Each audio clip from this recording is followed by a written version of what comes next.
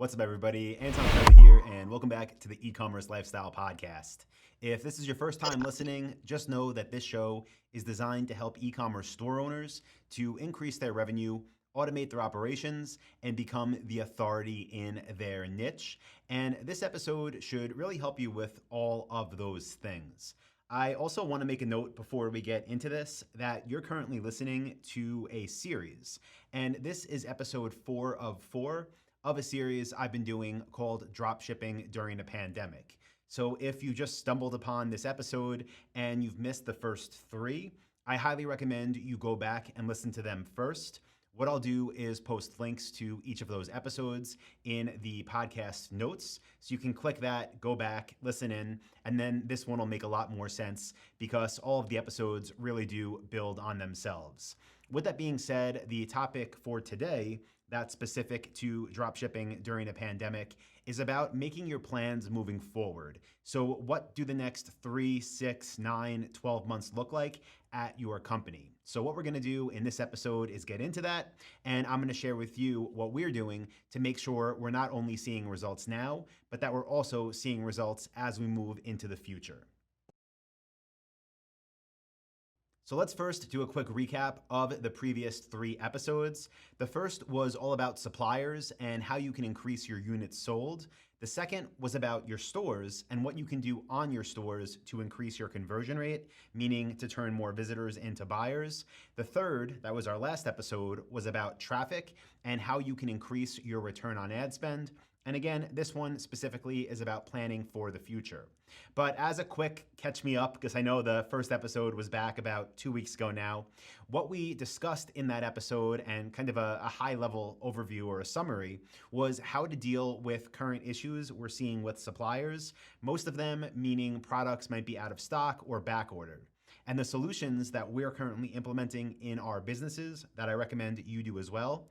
First are to request weekly inventory lists from your top suppliers.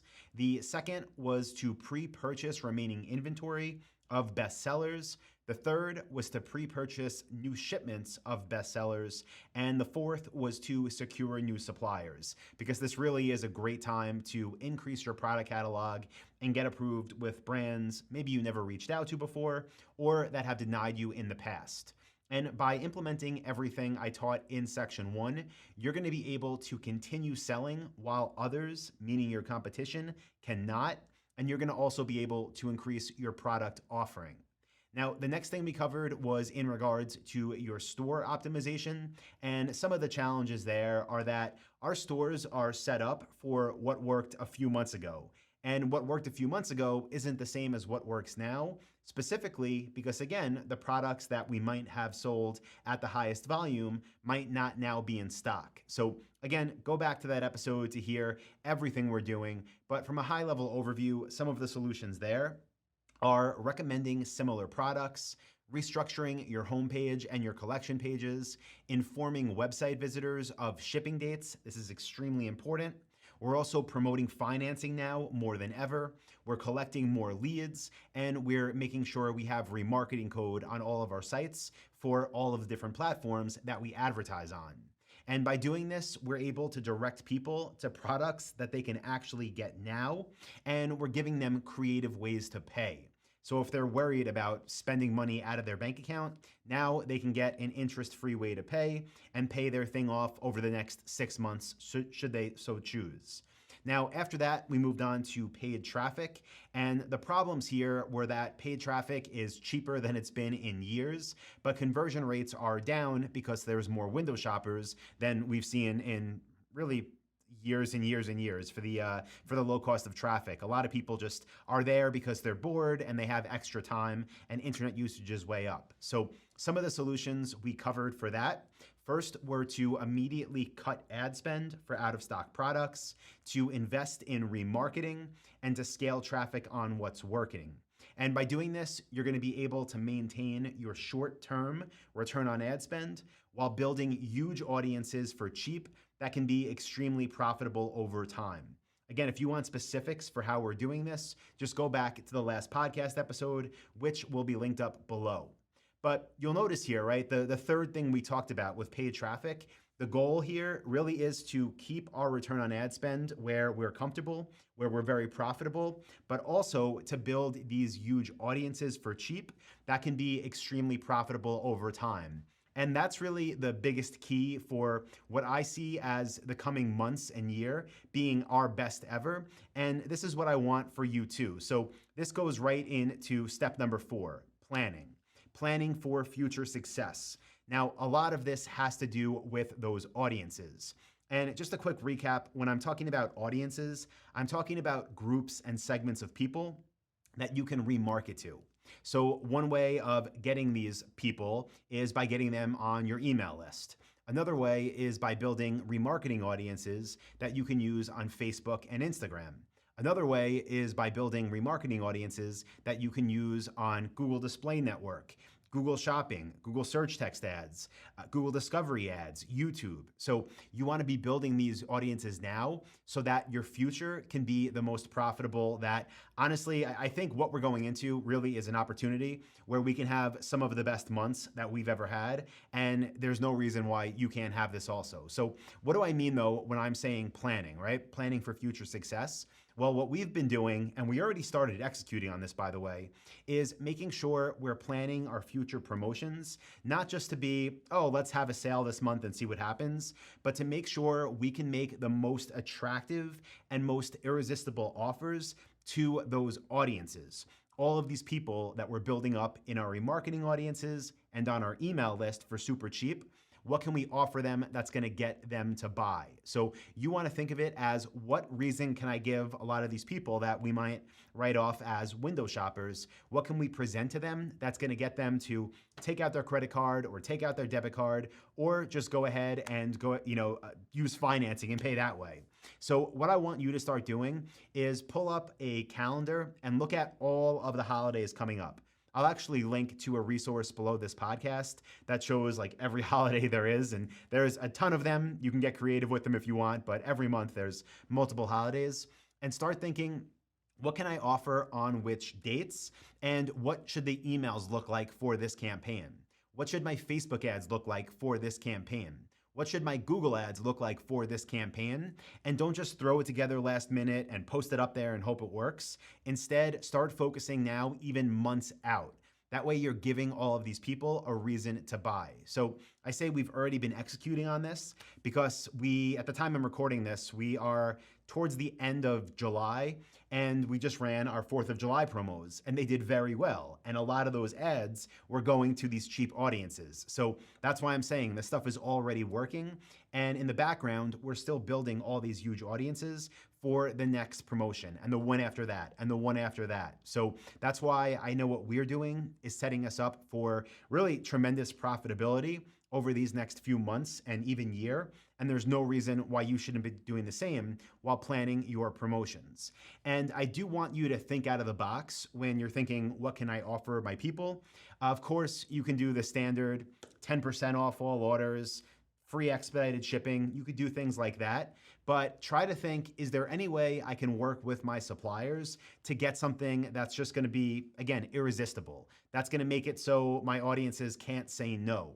So see if any of your different vendors you work with have any maybe last year models of products or anything they're overstocked on, anything they can work with you on pricing for. See what you can do to get creative and put together an offer that people cannot say no to, and run a different offer every single month. Not for the entire month, but for 3 to 5 days every month, be running a promotion to your audiences. By the way, if you're listening to this or watching this and you already own a profitable store, I would highly recommend you go to eCommerceLifestyle.com, click on courses, and get my program called Get Money Now, because it shows you our entire promotion strategy. I'll link to that in the notes as well. But it's at ecommercelifestyle.com/courses, and that course is called Get Money Now. Also, I'll just say, if you're watching this or listening to this and you're not a member of my coaching program, Dropship Lifestyle, yet, you definitely want to go check that out, because everything we're doing now is building on exactly what I teach you step by step inside of the Dropship Blueprint. So for that, you can learn more at dropshipwebinar.com. Just some more things I want to share with you when it comes to planning and how to make sure you're set up for success as we move forward into this next year. A huge thing that we always do, but I think now is more important than ever, is creating what I call a change log. Now, this is very simply just a Google document. We make them in Google Drive, and every time we change something, we just put in the date and we put in what was changed. Now, the reason this is important now more than ever is because over these past 3 episodes, I've been talking about how to rearrange your website. I've been talking about how to add new promotions. I've been talking about how to decrease your budget in places and increase it in others. And basically, I've been sharing all these things that are going to result in what your store looked like previously to being different than what it becomes. And that's not a bad thing. That's what you want to do. But let's just say 6 months from now, everything pretty much goes back to the way it was pre-pandemic, right? Now you're going to have all these changes, and some of them you might want to keep, but some of them you're going to want to revert. For example, when certain products come back in stock. For example, when you pick up a new supplier. For example, when your ad budgets start to change and go back to what is the real normal. So what I want you to do is make a change log. You can do it with pen and paper, or you can do it in Google Drive like me. And every time you make a change to anything regarding your ads or your store, just put in the date and then write what you changed. This way, if you ever want to revert anything, you'll know exactly what was changed and when it was changed so that you can go back and adjust accordingly. And again, if there's anything you wanted to keep, you can look back and think, oh, wow, Anton recommended I start promoting financing, and I added that to my site on July 28th. And in August, I had my best month ever, and most of my customers accepted financing, right? Then you know what caused something to work as well. So highly recommend you do that.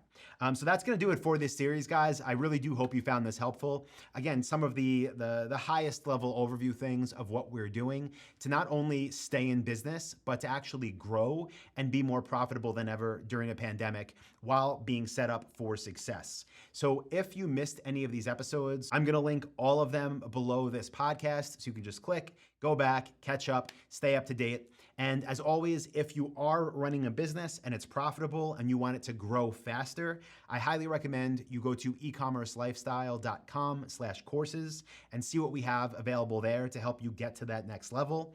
And if you're listening, you're excited about this, but you're still just getting started, you want to know how to build a gorgeous store that turns visitors into buyers, you want to know how to use Google ads and Facebook ads and email marketing, you want to know how to find the best suppliers and get approved with them, you want to know how to pick a niche that's actually going to make you money, then you definitely want to get enrolled in Dropship Lifestyle, my flagship program.